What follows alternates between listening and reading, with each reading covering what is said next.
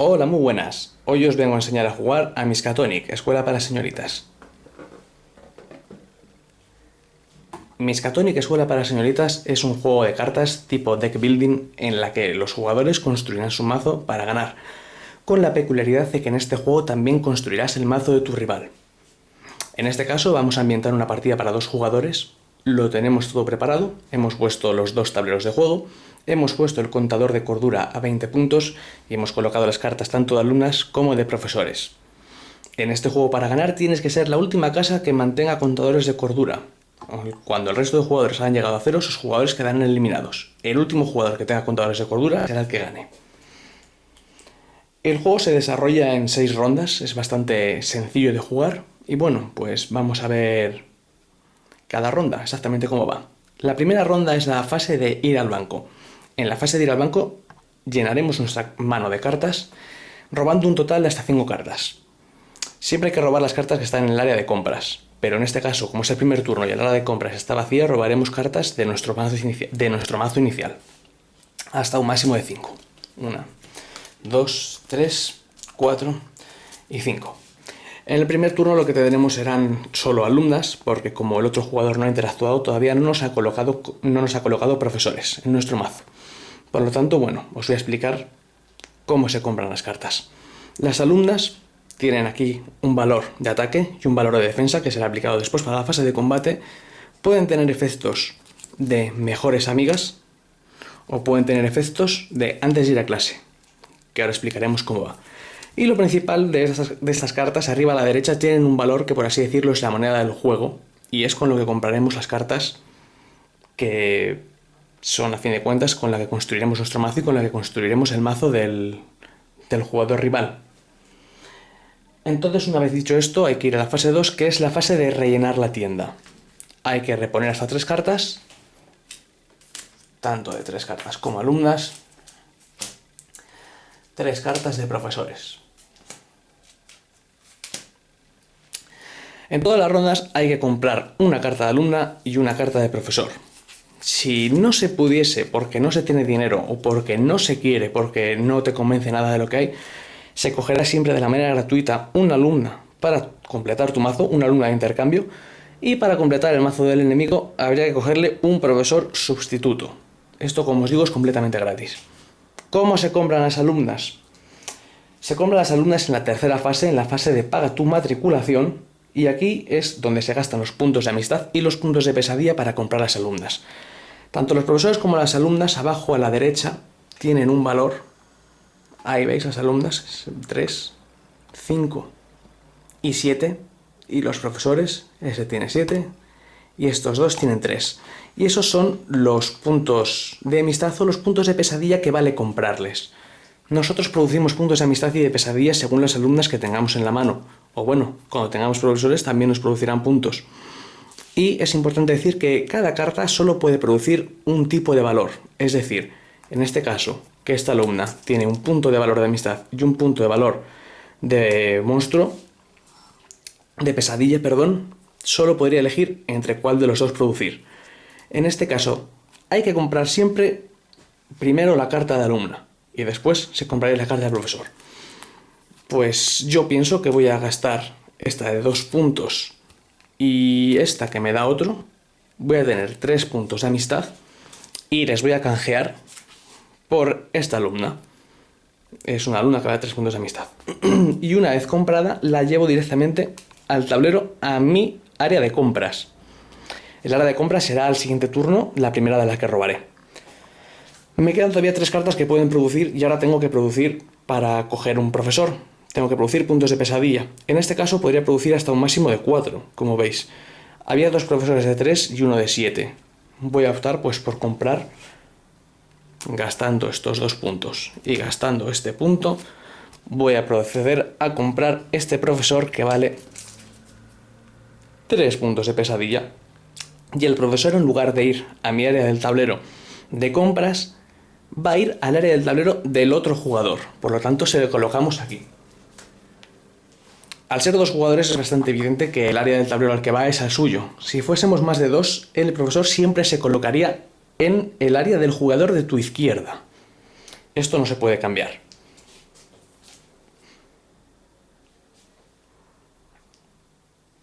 La siguiente fase es la fase de antes de ir a clase. En la fase de antes de ir a clase, pues simplemente tenemos que mirar a ver si podemos resolver algún efecto de alguna alumna que tenga la habilidad de antes de ir a clase. En este caso tenemos esta alumna que tiene esta habilidad, pero ahora mismo no nos interesa porque el efecto no le podemos cumplir. Por lo tanto, vamos a pasar directamente a la siguiente fase, que es la fase de ir a clase. Como habéis visto, yo las cartas no me las he descartado. Aunque tú las uses para producir su valor, no se gastan, las sigues teniendo en la mano. Bueno, se las tienes que enseñar al jugador contrincante para que él vea que le estás haciendo los cálculos bien. Y en la fase de ir a clase, pues eso, cogemos toda nuestra mano y todos los profesores que tengamos en la mano les ponemos en el aula, que es este área de aquí. Y en ese aula pues nos tendremos que enfrentar contra los profesores. En este caso, al ser la primera ronda, no tenemos ningún profesor en la mano, por lo tanto nuestra fase habrá acabado. Las cartas de la mano las llevaremos a la pila de descartes y concluiremos turno, dando el turno al siguiente jugador. El turno para el siguiente jugador empieza de la misma manera. Él va a poner en su mano 5 cartas. Como veis, tiene una carta ya en la fase de compras, por lo tanto, esta será la primera que añade a su mano. Cogerá esta y otras 4. 1, 2, 3 y 4. Como veis, el profesor que ha robado también tiene puntos, produce puntos, tanto de amistad como de pesadilla. Y las fases vienen a ser las mismas. El blanco hay que reponerle. Como faltan cartas, se coge una y otra. En este caso ha salido un evento. Cuando ha salido un evento, que no es una carta de profesor, lo que se hace automáticamente es el evento resolverle y se recogen las cartas de profesor y se sacarían otras 3 diferentes.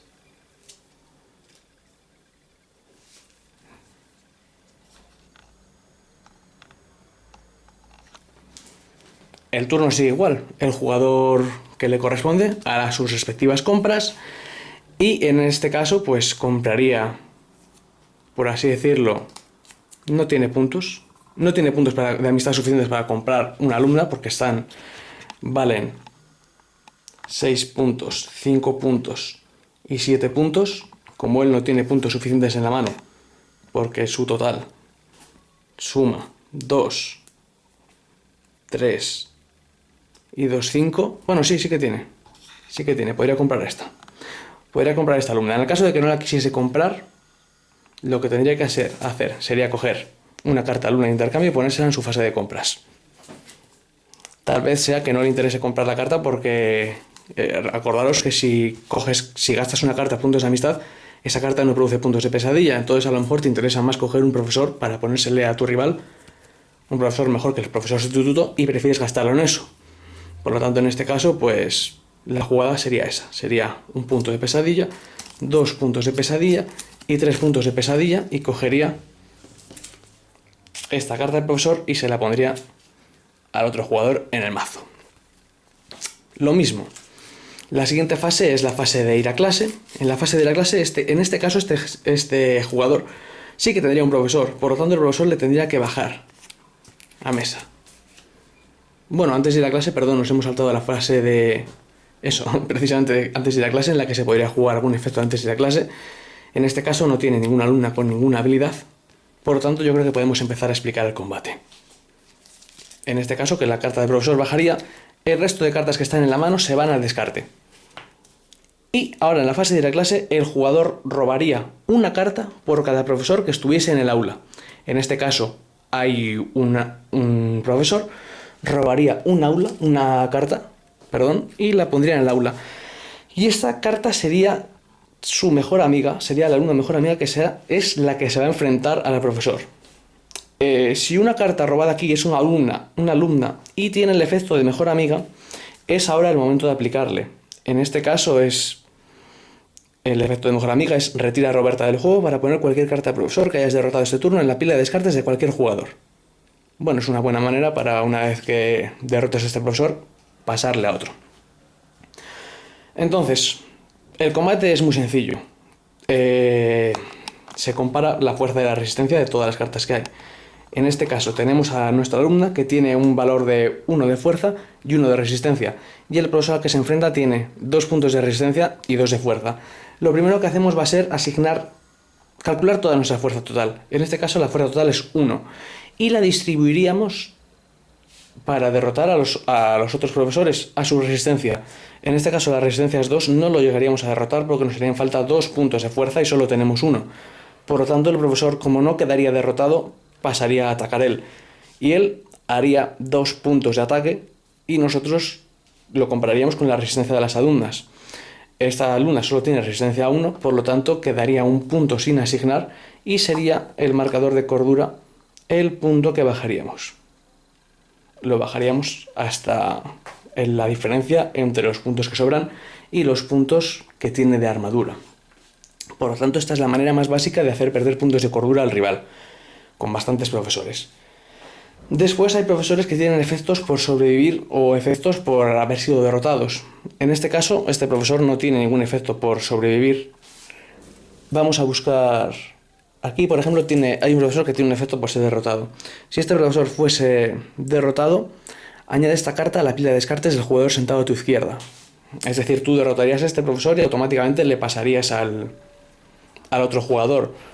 Hay que tener en cuenta muchas veces estas reglas porque aquí vemos que nos interesa a lo mejor poner un profesor o no en el mazo de otro jugador.